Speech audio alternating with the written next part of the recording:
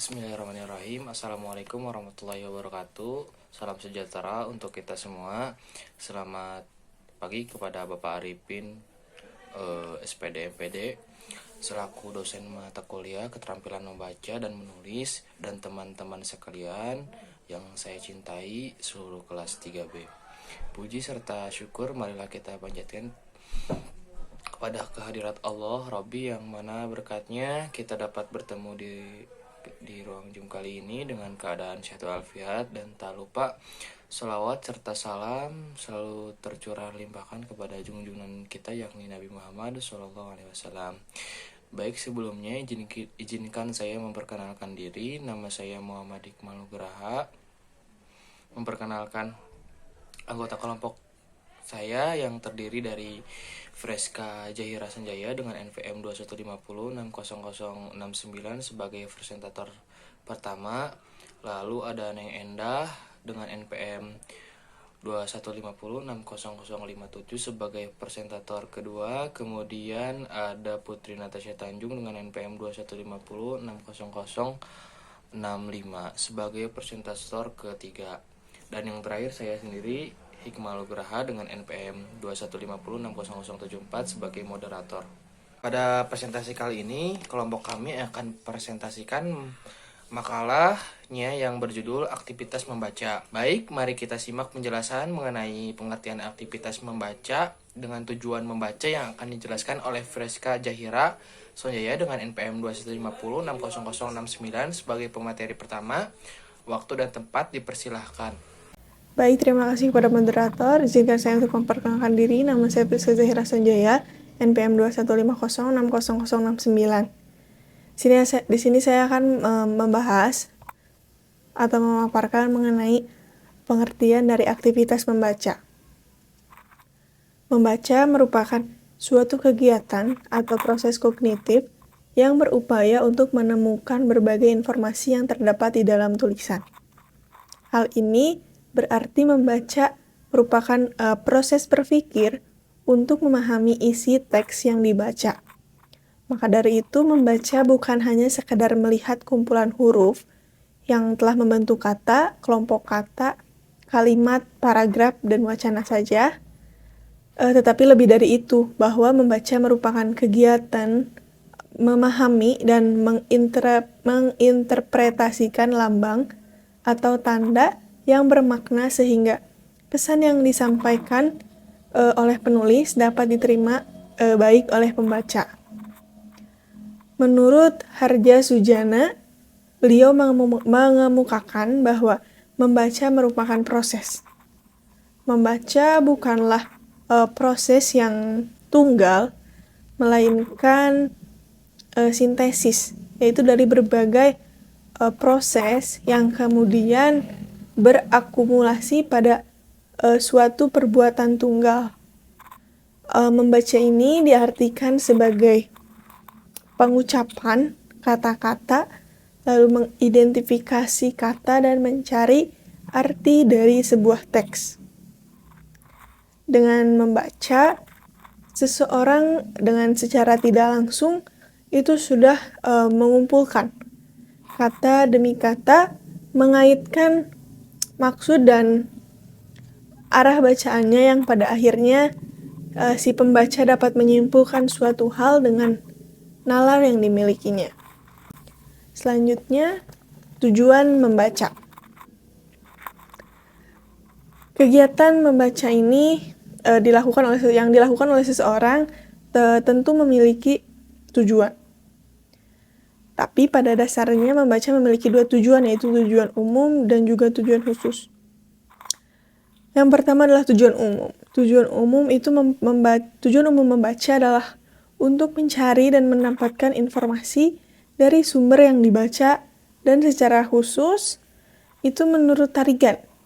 Beliau mengemukakan bahwa membaca memiliki beberapa tujuan. Di antaranya yaitu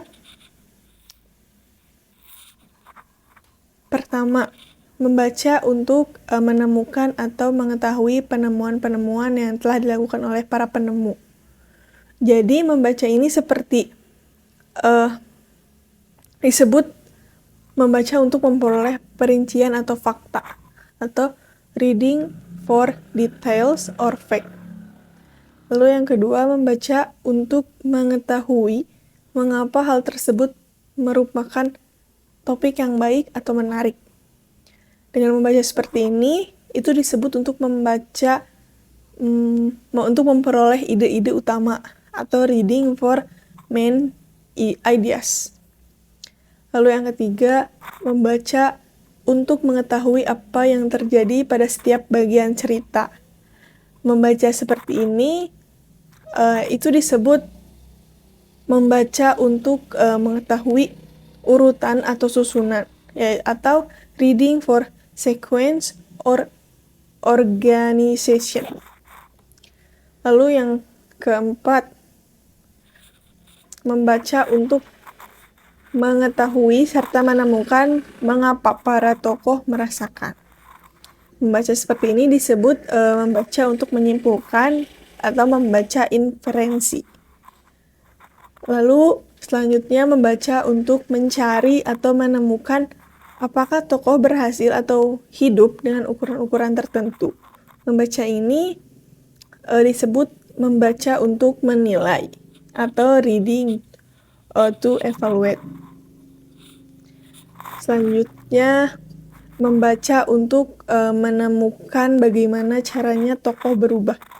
Membaca seperti ini, itu disebut membaca untuk membandingkan atau mempertentangkan, atau reading for compare or contra. Selanjutnya, jenis-jenis membaca. Yang pertama, ada membaca cepat. Teknik membaca cepat dapat digunakan sebagai salah satu cara belajar efektif.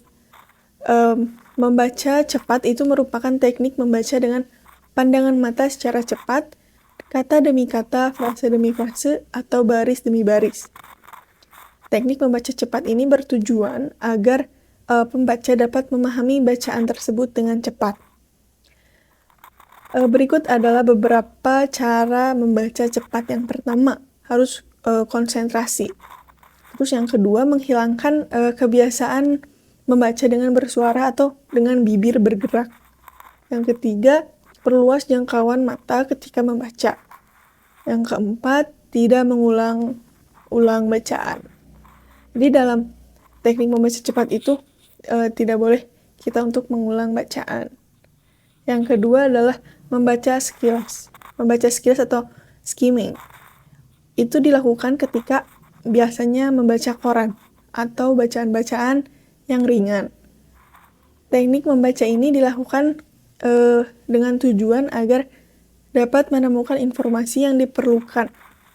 Ketika kita membaca koran, tidak semua informasi dalam koran itu perlu dibaca, tetapi hanya hal-hal yang dianggap penting yang sudah mewakili informasi yang ingin diketahui. Membaca sekilas, ini adalah teknik membaca yang dilakukan secara sekilas pada bagian-bagian teks, terutama judul, daftar isi, kata pengantar, indeks, atau hal umum lainnya. Lalu, berikut adalah hal-hal yang perlu diperhatikan dalam membaca sekilas. Yang pertama, jika membaca koran, bacalah setiap judul bacaan dalam koran tersebut. Yang kedua, baca garis besar bacaan atau kepala berita yang terdapat pada koran tersebut. Dan yang ketiga itu, jika telah menemukan bacaan yang diinginkan, lalu mulailah untuk membacanya. Lalu selanjutnya yang ketiga, yaitu adalah membaca memindai.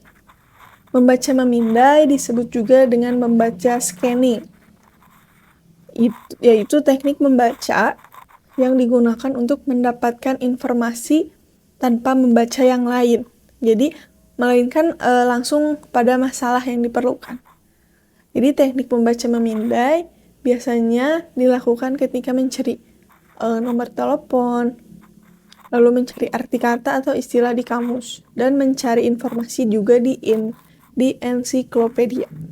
Lalu yang selanjutnya keempat adalah membaca intensif. Membaca intensif adalah teknik membaca yang dapat diterapkan dalam upaya mencari informasi yang sifatnya detail. Membaca intensif juga dapat diterapkan untuk mencari informasi sebagai bahan diskusi. Membaca intensif merupakan membaca secara cermat. Membaca dengan cermat akan memperoleh sebuah pokok persoalan atau perihal menarik dari suatu teks bacaan untuk dijadikan bahan diskusi. Berikut adalah hal-hal yang harus diperhatikan dalam membaca intensif. Yang pertama adalah membaca dengan jeli. Jadi sehingga dapat menentukan hal-hal apa yang menarik dari hal-hal lainnya. Yang kedua adalah mempertimbangkan kemampuan diri dari kemampuan teman diskusi berkenaan dengan kemampuan diri menguasai atau memahami perihal yang akan didiskusikan, dan mempertimbangkan referensi yang dimiliki oleh peserta didik terkait diskusi yang akan didiskusikan. Yang selanjutnya yaitu membaca ekstensif. Membaca ekstensif adalah kegiatan membaca yang dilakukan dengan cara tidak begitu detail. Kegiatan membaca ekstensif ditujukan untuk mendapatkan informasi yang bersifat pokok-pokok penting dan bukan hal yang sifatnya terperinci. Berdasarkan informasi pokok tersebut, kita sudah dapat melihat atau menarik kesimpulan mengenai pokok bahasan atau masalah utama yang dibicarakan. Membaca ekstensif juga dapat digunakan ketika membaca beberapa teks yang memiliki masalah utama yang sama. Jadi kita dapat menarik kesimpulan mengenai teks yang memiliki masalah utama yang sama meskipun pembahasan detailnya itu berbeda. Berikut ini hal-hal yang harus diperhatikan ketika membaca ekstensif dua teks. Yang pertama, membaca kedua teks secara keseluruhan sehingga mendapatkan pemahaman terhadap kedua isi teks tersebut. Yang kedua, memahami pokok-pokok penting yang disampaikan dalam masing-masing teks. Yang ketiga, membandingkan kedua teks sehingga nantinya memperoleh gambaran adanya persamaan dan perbedaannya. Lalu terakhir, dapat ditarik kesimpulan mengenai masalah utama dari kedua teks tersebut. Baik, terima kasih kepada Freska atas penjelasannya. Untuk selanjutnya, mengenai fungsi dan proses membaca akan dijelaskan oleh Neng Endah. Bismillahirrahmanirrahim. Assalamualaikum warahmatullahi wabarakatuh. Sebelumnya izin memperkenalkan diri, nama saya Neng Endah dengan NPM 2150657 selaku pemateri kedua. Langsung saja saya paparkan materi yang akan saya jelaskan, yaitu mengenai fungsi-fungsi membaca. Fungsi-fungsi dalam membaca yang pertama yaitu fungsi intelektual. Dengan banyak membaca, kita dapat meningkatkan kadar intelektualitas, membina daya nalar kita, sehingga dengan membaca otak kita tuh akan terlatih untuk dapat berpikir lebih kritis maupun dalam menganalisis adanya masalah yang tersaji dalam apa yang kita baca. Contohnya dalam membaca buku-buku pelajaran, karya-karya ilmiah, laporan penelitian, skripsi, tesis, disertasi, dan lain-lainnya. Lalu fungsi yang kedua yaitu sebagai pemacu kreativitas. Hasil membaca kita dapat mendorong, menggerakkan diri kita untuk berkarya, didukung oleh keluasan wawasan dan pemilihan kosakata. Maksudnya dengan membaca, anak-anak akan terstimulus kreativitasnya, kemudian akan mempengaruhi juga kognitif pada anak, karena seseorang yang kreatif adalah orang yang dapat berpikir secara sintesis, yang artinya dapat memilih hubungan-hubungan di mana orang lain tidak mampu melihatnya dan mempunyai kemampuan untuk menganalisis ide-idenya sendiri, serta dapat mengevaluasi nilai ataupun kualitas karya pribadinya, mampu menerjemahkan teori dan hal-hal yang abstrak ke dalam ide-ide praktis, sehingga individu mampu meyakinkan orang lain mengenai ide-ide yang akan dikerjakan. Misalnya buku ilmiah bacaan sastra, dan lain-lain. Lalu selanjutnya fungsi membaca sebagai fungsi praktis. Kegiatan membaca dilaksanakan untuk memperoleh pengetahuan praktis dalam kehidupan. Contohnya dalam teknis memotret, teknik memelihara ikan lele, resep membuat minuman dan makanan, dan cara merawat tanaman, serta lain sebagainya. Lalu selanjutnya ada fungsi religius. Membaca dapat digunakan untuk membina dan meningkatkan keimanan, memperluas budi, dan mendekatkan diri kepada Tuhan, misalnya dengan membaca buku kisah-kisah para nabi dan rasul, yang tentunya dengan kita membacanya maka kita dapat termotivasi dengan keteladanannya. Tetapi tidak hanya itu saja, masih banyak cara yang dapat meningkatkan kadar keimanan kita melalui membaca, yaitu dengan membaca Al-Quran agar hati kita tenang. Lalu kita membaca hadis-hadis yang sahih dan lain sebagainya yang dapat meningkatkan pemahaman mengenai keagamaan kita. Selanjutnya fungsi yang kelima dalam membaca yaitu fungsi informatif. Dengan banyak membaca bacaan, informasi akan lebih cepat kita dapatkan. Contohnya dengan membaca majalah dan koran yang dapat kita peroleh berbagai informasi yang sangat penting atau kita perlukan dalam kehidupan sehari-hari. Lalu fungsi yang keenam dalam membaca yaitu fungsi rekreatif, yaitu dimana membaca digunakan sebagai upaya untuk menghibur hati. Artinya dengan membaca seseorang dapat merasa senang, terhibur, dan tergugah hatinya, yang nantinya bisa mendapat inspirasi. Contohnya dalam membaca bacaan ringan, membaca novel-novel, membaca cerita humor, dan membaca variabel karya sastra, serta lain sebagainya. Lalu fungsi bacaan yang ketujuh yaitu sebagai fungsi sosial. Kegiatan membaca mempunyai fungsi sosial yang tinggi manakala dilaksanakan secara lisan atau daring. Dengan demikian kegiatan membaca tersebut langsung dapat dimanfaatkan oleh orang lain, mengarahkan sikap berucap, berbuat, dan berpikir. Contohnya dalam pembacaan berita, karya sastra, pengumuman, dan lain-lain. Lalu fungsi yang terakhir dalam membaca yaitu sebagai fungsi pembunuh sepi.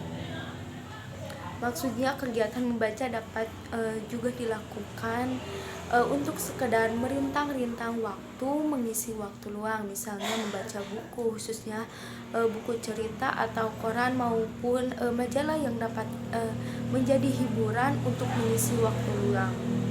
Buku dapat menjadi teman untuk mengusir rasa bosan.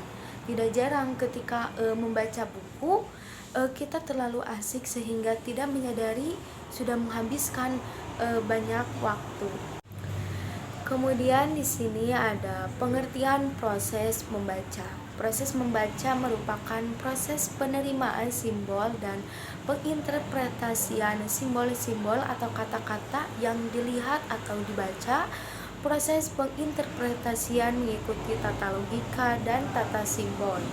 Menurut Farida Rahim pada tahun 2008 menyampaikan bahwa proses membaca terdiri dari 9 aspek, yaitu sensori, perseptual, urutan, pengalaman, pikiran, pembelajaran, asosiasi, sikap, dan gagasan.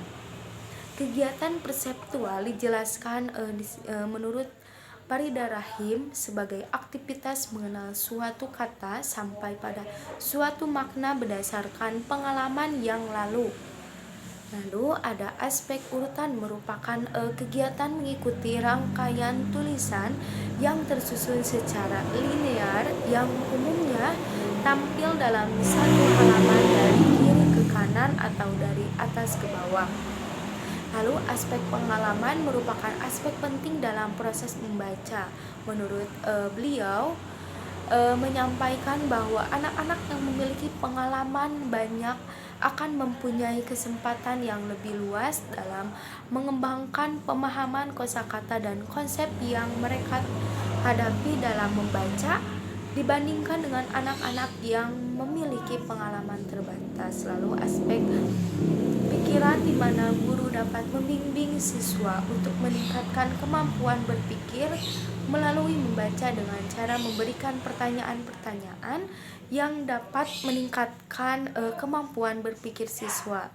Adapun pertanyaan-pertanyaan yang diberikan sehubungan dengan bacaan tidak hanya pertanyaan yang dapat menghasilkan jawaban yang berupa fakta. Proses membaca selanjutnya yaitu aspek asosiasi meliputi mengenal hubungan antara simbol dengan bunyi bahasa dan makna. Dan yang terakhir ada aspek pemberian gagasan, yaitu dimulai dengan penggunaan sensori dan perseptual dan dengan latar belakang pengalaman, tanggapan afektif serta membangun makna teks yang dibacanya secara pribadi. Makna dibangun berdasarkan pada teks yang dibacanya, tetapi tidak seluruhnya ditemui di dalam teks. Pembaca akan menghasilkan pemberian gagasan, yaitu dimulai dengan penggunaan sensori dan perseptual dan dengan latar belakang pengalaman, tanggapan afektif serta membangun makna teks yang dibacanya secara pribadi. Makna dibangun berdasarkan pada teks yang dibacanya, tetapi tidak seluruhnya ditemui di dalam teks. Pembaca akan menghasilkan makna yang berbeda dari teks yang sama jika pengalaman dan reaksi afektif dari pembaca tersebut berbeda. Baik, mungkin cukup sekian yang dapat saya jelaskan. Saya kembalikan lagi kepada moderator. Baik, terima kasih kepada Neng Endah atas penjelasannya. Proses membaca dan hubungannya dengan proses berpikir serta pengertian prospektif akan dijelaskan oleh Putri Natasha Tanjung. Perkenalkan, nama saya Putri Natasha Tanjung dengan NPM 2150665. Di sini saya akan melanjutkan dari pemateri sebelumnya, yaitu membahas tentang proses membaca dan hubungannya dengan proses berpikir. Membaca biasanya dipergunakan sebagai langkah awal untuk memahami teks yang dibaca. Sekarang, film dan televisi menantang kemampuan membaca untuk ditempatkan pada tempat yang istimewa dalam kehidupan para orang tua. Di sekolah, bagaimanapun, membaca mulai kehilangan fungsi utamanya sebagai alat, manakala guru dan murid telah melibatkan diri dalam kesusastraan. Bagaimana para murid membaca, tidak lain bergantung pada perhatian yang diberikan pada guru sewaktu bersustrataan. Kira-kira 15 tahun yang lalu, para peneliti digoncangkan oleh pengetahuan perkembangan pandangan dalam bidang psikologi, kognitif, dan temuan-temuan dalam pemerolehan bahasa. Para peneliti membaca mengalihkan perhatian mereka dari pemerolehan hasil suatu instruksional membaca ke aktivitas membaca itu sendiri.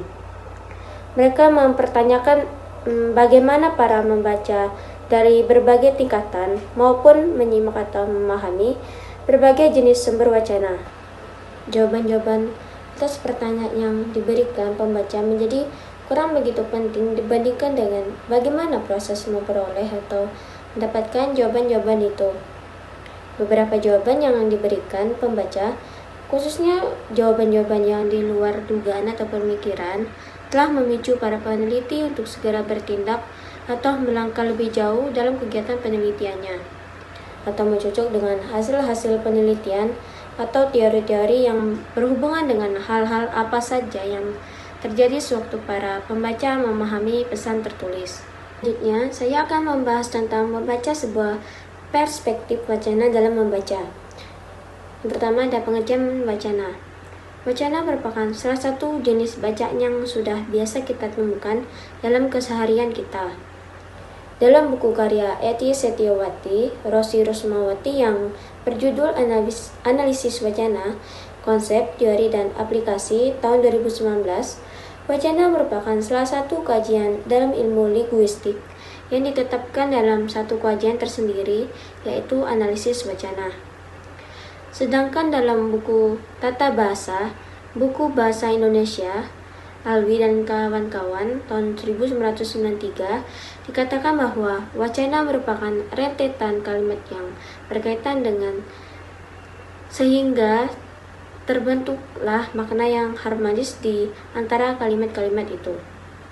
Lalu menurut Krida Laksana tahun 1993 pada Kamus Linguistik, wacana merupakan satuan bahasa terlengkap dalam hierarki gramatikal, adalah satuan gramatikal tertinggi. Wacana merupakan bentuk bacaan yang dapat kita temukan dengan mudah dalam karangan yang utuh seperti novel, buku, ensiklopedia, paragraf. Maka tak heran jika wacana merupakan bentuk bacaan yang sudah tak asing lagi dalam kehidupan kita. Pengertian wacana sebagai satuan sosial terbesar ini disebabkan karena wacana menempati kedudukan di atas kalimat. Wacana adalah satuan bahasa lisan maupun tulisan yang memiliki keterkaitan atau kesinambungan antar bagian kalimat, keterpaduan, dan juga bermakna yang digunakan untuk berkomunikasi dalam konteks sosial. Wacana juga tak boleh asal dibuat. Dalam menyusun teks wacana, kita perlu memenuhi persyaratan terbentuknya wacana. Persyaratan tersebut antara lain dari penggunaan sosial yang dapat berupa rangkaian kalimat atau rangkaian ujaran yang memerlukan pertimbangan prinsip-prinsip tertentu, yaitu prinsip keutuhan dan kepaduan. Nah, apa sih tujuan wacana? Tujuan wacana itu yang pertama memberikan informasi, yang kedua meyakinkan, yang ketiga menggambarkan, yang keempat memaparkan atau menceritakan suatu kejadian. Selain tujuan, wacana juga memiliki beberapa jenis. Jenis wacana ini terbagi berdasarkan fungsinya. Yang pertama ada wacana ekspresif. Wacana ekspresif adalah wacana yang bersumber pada gagasan penutur atau penulis sarana ekspresi. Contohnya seperti wacana pidato. Yang kedua ada wacana fatis. Adalah wacana yang bersumber pada saluran untuk memperlancar komunikasi. Contohnya seperti wacana perkenalan dalam pesta. Yang keempat ada wacana informasional. Adalah wacana yang bersumber pada pesan atau informasi. Contohnya seperti pada wacana berita dalam media massa. Yang keempat ada wacana estetik. Adalah wacana yang bersumber pada pesan dengan tekanan keindahan pesan. Contohnya seperti wacana pada puisi dan lagu. Terakhir ada wacana direktif, adalah wacana yang diarahkan pada tindakan atau reaksi dari mitra tutur atau pembaca. Contohnya seperti wacana khutbah. Masing-masing jenis wacana tersebut tentunya memiliki fungsi masing-masing. Dengan memahami bagaimana pengertian wacana dan juga fungsi serta jenisnya, dapat dijadikan wawasan tambahan, khususnya dalam segi kebahasaan. Selanjutnya, saya akan membahas tentang pengertian perspektif. Perspektif atau sudut pandang lain dari istilah wacana menurut Marine W. Jorgensen dan Louis J. Phillips, wacana didefinisikan sebagai cara tertentu untuk membicarakan dan memahami dunia ini. Menurut perspektif Verknoek, wacana adalah aspek penggunaan sosial sebagai praktik sosial, tidak sekedar peristiwa sosial. Verknoek menegaskan bahwa wacana merupakan bentuk penting dari praktik sosial yang mereproduksi dan mengubah pengetahuan, identitas, serta relasi sosial yang mencakup relasi kekuasaan, serta membentuk struktur dan praktik sosial yang lain. Verknoek mengemukakan 4 hal, yakni bahasa dan wacana. Yang kedua, wacana dan tatanan kewacanaan. Yang ketiga, kelas dan kekuasaan dalam masyarakat kapitalis. Dan yang terakhir, struktur dalam praktik dialektik. Verknoek memiliki 3 kontribusi sosial. Yang pertama, Wacana memberikan kontribusi dan mengkonstruksi identitas sosial dan posisi sosial subjek. Yang kedua, wacana membantu mengkonstruksi relasi sosial di antara setiap orang dalam satu ruang sosial. Yang terakhir, wacana memberikan kontribusi dalam membangun sistem pengetahuan dan sistem kepercayaan. Jadi kesimpulannya, membaca merupakan suatu kegiatan atau proses kognitif yang berupaya untuk menemukan berbagai informasi yang terdapat dalam tulisan. Harja Sujana mengemukakan bahwa membaca merupakan proses. Membaca bukanlah proses yang tunggal, melainkan sintesis dari berbagai proses yang kemudian kumulasi pada suatu perbuatan tunggal. Tujuan umum membaca adalah untuk mencari dan mendapatkan informasi dari sumber yang dibaca. Jenis-jenis membaca: 1. Membaca cepat, 2. Membaca sekilas, 3. Membaca memindai, 4. Membaca ekstensif. Lalu fungsi membaca, di sini ada yang pertama ada fungsi intelektual, yang kedua ada fungsi pemacu, kreativitas, yang ketiga ada fungsi praktis, yang keempat ada fungsi religius, yang kelima ada fungsi informatif, yang keenam ada fungsi rekreatif, yang ketujuh ada fungsi sosial. Proses membaca merupakan proses penerimaan simbol dan penginterpretasian simbol-simbol atau kata-kata yang dilihat atau dibaca. Proses penginterpretasian mengikuti fakta logika dan tata bahasa. Wacana merupakan salah satu kajian dalam ilmu linguistik yang ditetapkan dalam satu kajian tersendiri, yaitu analisis wacana. Perspektif atau sudut pandang lain dari istilah wacana menurut Marinui, Jorgensen, dan Louis G. Phillips, yakni wacana didefinisikan sebagai cara tertentu untuk membicarakan dan memahami dunia ini. Menurut perspektif Farslow, wacana adalah aspek penggunaan bahasa sebagai praktik sosial, tidak sekedar peristiwa bahasa. Baik, sekian pemaparan materi dari kelompok kami. Mohon maaf bila ada kesalahan dan kekurangan. Wabillahi taufiq wal hidayah. Assalamualaikum warahmatullahi wabarakatuh.